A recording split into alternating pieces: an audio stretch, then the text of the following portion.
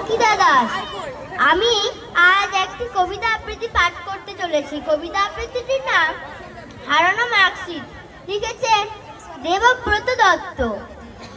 বাবা এবং ছেলে মিলে ব্যাগ সুটকেসে খুলে সাফ সুতরো করছিল সব নোংরা এবং ঝুলে। হঠাৎ বাবা, বুবাই, হাতে কিসের কাগজ ওটা? বুবাই বলে, খুঁজে পেলাম এ মার্কশিটটা। বাবা বলে, দেখি দেখি, এ কি? ইস, ছি ছি ছি, অঙ্কে 12, ভূগোলে 0, বাংলায় 24। তোদের মতো বয়সেতে পেতাম স্টার ও লেটার। সেই সময়ের ছেলে মেয়েরা ছিল অনেক বেটার।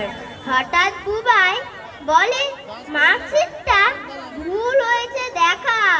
দেখো বাবা, স্পষ্ট করে তোমারই নাম লেখা। নমস্কার।